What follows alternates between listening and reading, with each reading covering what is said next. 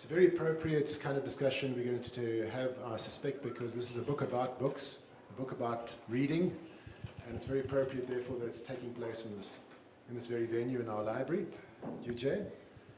It's my great pleasure to welcome Professor Archie Digg, who's presently at the University of Pretoria.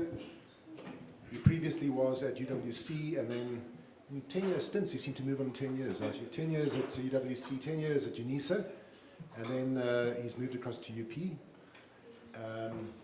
And your department is the Department of Information Science, right.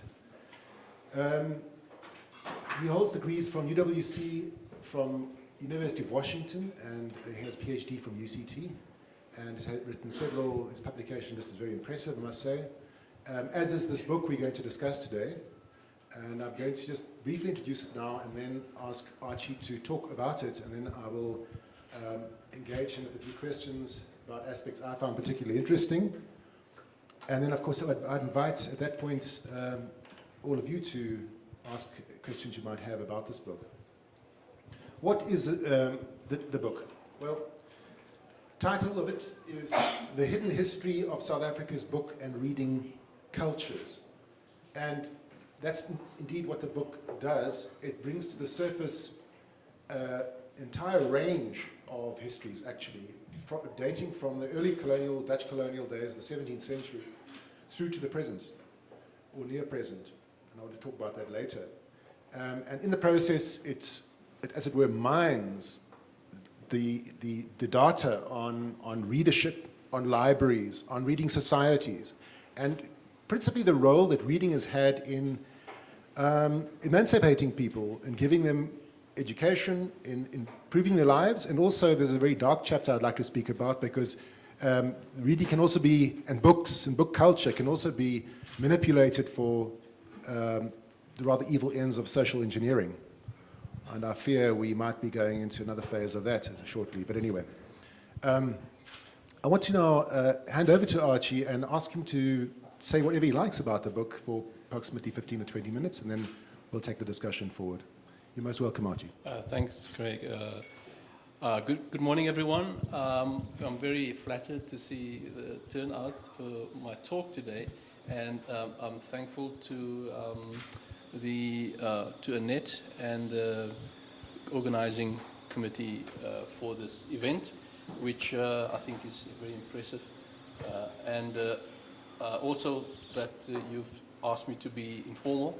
I think it's probably puts me at my ease. So I'm going to speak a little informally about how this book actually emerged out of a number of interests I have. And I suppose I should start right back from where I come, which is in Cape Town. And in a former life, I suppose, I was an accidental librarian. I'm really happy to be in a library and among librarians here. This was simply because my parents couldn't afford for me to study biochemistry at UCT. And I'm really glad I never went that way, because I heard biochemistry is very boring. A friend of mine who was a professor of biochemistry at UWC eventually became a pastor in Cape Town. So. Anyway, so I backed into librarianship really because the Cape Town municipality offered bursaries, and there was no more left for town planning or any of the other exciting stuff. And I worked in the public libraries in the townships of Cape Town. I was in fact the first librarian in Mitchell's Plain. 1977, I think, and it's recorded in Die Burger. A lovely picture of me when I still had my looks. But I was able to go to book selection meetings at the head office of the Cape Town municipality libraries, and had the opportunity to look at books and decide, I want this, for the libraries in Mitchell's Plain, Hanover Park, where I was working. And often would hear these very senior women around the table say, but Archie, do they read those books, in the townships? Well, Of course, I knew they do because I worked in the townships and we kept records of what they were reading and lists of books that were popular, and we had to keep waiting lists and so on and so forth. So I always knew that reading, however transient and difficult it is to find records and evidence, there is evidence, and I was, of course, also very interested then in the kind of people I used to work with, which is working class or non-privileged people. And that's sort of really where it started. The book itself is the culmination of about 10 or 12 years of more concentrated searching for evidence about reading. And I've looked at how, as Craig mentioned, people that read against the odds, as it were. And you can't argue from silence, so you have to find the evidence. And it's very hard. A combination of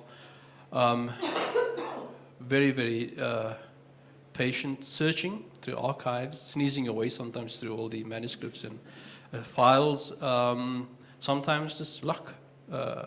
Things just fall into your lap, and sometimes a trained eye. At the moment, after looking through biographies and all these records and listening to people, interviewing them, it's easy for me now. Almost, it's like these things. I'm like a magnet. I can see it very quickly, and it comes to me. But it's not easy. I know now, for example, that we as South Africans have a rich record, probably heritage, of resistance reading, of, as I said, reading against the odds. In the late 17th, early 18th century, for example, Muslim slaves were able to read some subversive messages in the translation of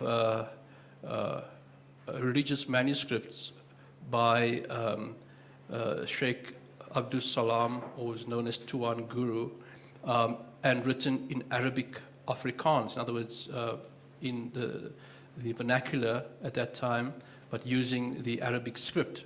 And it was hidden from the Dutch East India Company's officials because they couldn't read that language, So if you, and unfortunately I'm going to jump around just to show you some of the things, how these things are hidden or were hidden by the people themselves, and so on. You move forward to prisoners on Robben Island. Michael Dingaki from Botswana, but who was part of the liberation struggle in the country, was able to read in the business section of a newspaper of the financial losses of a subsidiary company of Sasol, the oil refinery plant. And as a result of that, he was able to infer that the rumor that an armed attack on Sasol was successful was in fact true. So Cecil Eso in Cape Town used the Alsace River Public Library to teach his group of readers, little reading group, about communism, even though books like that were banned at that time. But they used the anti-communist books in the public library. And they simply identified those passages from Karl Marx and so forth, which the authors had lifted out to critique, and say this is nonsense, this is rubbish. They just took that and they learned. And so you have, like I said, sadly I can't be as systematic as I'd like to, but these are little examples of what I found. And if you put them together, you have, as I've mentioned, a rich tradition among us. Sometimes I was fortunate to interview people and then get access to others through these people. I'll give you one example of working at UNISA, and one of the administrative officers said to me, do you know there's a cabinet at the back in this one room which was sit on a different floor from where I was working, and they have the mini dissertations or mini projects that were written by library science students in the 70s, 60s, 70s, and early 80s. And she showed me one of Dennis Goldberg. Dennis Goldberg was part of the group that was arrested, and he went to Pretoria, a local prison, and then Central. Because he was white, he couldn't be on Robben Island with the others. But when I saw this and read it, I mean, it's a brilliant analysis of information in libraries, nothing that library students or even library scholars could do. And I simply, I suppose I was young and arrogant then, I simply picked up the phone and I called him. I found out he was, at that point, advisor to Minister of Water Affairs, Ronnie Castles, and he was just down the road from UNISA. And I said, hello, is that Dennis? He said, yes. Well, I have your mini dissertation here. And he almost fell off his seat, because that took him right back into the cell where he was maybe 20 odd years earlier writing this little project. And I said, I can bring it to you. And he said, well, anyway, that was the way in which I was able to get access to him. I had an interview with him. And as a result of that, he opened doors to other political activists, struggle leaders, and so on. And so that's one way you can find evidence. Through sheer persistence, I was rebuffed many times, and I'd simply go next year. I would phone the same person who said, no, I don't want to speak to you. And he had forgotten that he said no. And they would say yes, Many of them have passed away. People like Dawood Parker, who was the underground librarian for the non-European unity movement, or it became the new unity movement in Cape Town, had an underground library, and told me wonderful stories about how he used to bribe customs officials because he worked as a travel agent, went to London and bought all the books that were banned in South Africa. It came in by post, came to the customs office, and he would simply use Cook Sisters and biryani. And it worked, And many of the people who worked in the office did not understand that the titles, were actually banned titles and so on. So he was able to bring it to his library and have it in the underground section. But it also raises more sort of interesting questions about the reading cultures among the activist community. The Unity movement, for example, had a more elitist, exclusive kind of reading culture. The Congress tradition, the African National Congress and so on, had a more accessible reading culture which was connected with political action. Unity movement was more about critical reflection and the aims of the struggle and the aims of it was an armchair kind of approach. At the same time, there was movement across this because of defections and arguments and so forth. In the end, you found that most political activists at that time had a very interrogative style of reading. Steve Biko, for example, I know he wrote a book, I Write What I Like.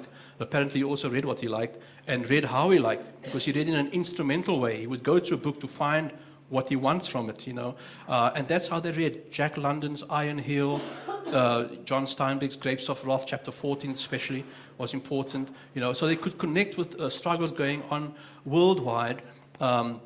And you had this kind of reading cultures in the political community, but not just with the elite group, like the Unity movement, we were mostly very well-educated people, or the Congress movement, we were many times school children and regular workers, but even high school students in Soweto were reading Charles Dickens, and Charles Dickens wasn't banned at the time, so they were able to read Bleak House, and all the other titles, and were able to use what they found in that because it wasn't banned. It inspired them. William Shakespeare was read, and so on. So what I tried to do in the book was two things. It's really a number of case studies, which probably a more fancy would call it soundings, in the sense that I'm trying to find out how much there is about a particular period or group of people or movement, and then went into it. So it's really like case studies that you have covering a very wide period. which leads to the other aim, which is a little bit of a recruiting tool. The point is, behind cultural debate, behind political debate, even political action, there's a whole other world. It's a world of books, but that world is a messier world than the sort of more elevated discussions that goes on between intellectuals and so forth. It's a messier world of printers, typesetters, publishers, libraries, reading networks, and so on and so forth, which really, connects things for me anyway, having worked in a library and moved on from there, but still having that interest. You see the contradictions, as I've mentioned now with Darwood, Parker, and so forth, that were around. And I think it still happens today. You said we're moving into a new era, an era where we moved from 94, where there was an embarrassment of riches when it came to access to archives and so forth. There's a kind of a closing down now again, and it's very scary. But the confidence I have is in the people themselves, in the way they read, and the way they do things. But these contradictions come out in interesting ways. And what I found, and I'll probably end with this. In the 60s and 70s, for example, there was a small group of, and these were English literature colleagues at UNISA in the English department, as well as others who were interested in poetry. I think I forget his name now, it was De Wet Venter, ran a little small literary magazine called Wurm. And they were also involved, he and another group of academics, in starting a small poetry magazine called Ofer, because they, sort of young Turks, never liked the felt and flay style of New Coin at the time. Anyway, he ran off his stencils of the poems on a Gestetner machine. But the Gestetner machine belonged to security policemen because he lived in the same flat. At midnight, they would go up and they would use the machine, and they never knew that these guys were doing these things, really. One of them asked the security policeman, because they thought perhaps this poetry will also be banned, the books will be banned, and they will be arrested, and so on and so forth. And they said, and he showed the poem to the security policeman, and his reply was, "Nee, ons neem nie sulke kak en ag nie." And as a result of that, the poetry of Mafika Gwale and some of the other gentlemen, I remember, was actually published and made accessible to readers. And it's in these ways you find that books and ideas were kept in circulation in the dark chapters of our history, in very interesting ways, in very interesting liaisons, in very interesting connections among the readers. And so that's really some of the stories I have in this book, which I think, from what I see, some people are interested in, and I would really encourage you to investigate some of these things yourself, the history of our hidden reading cultures.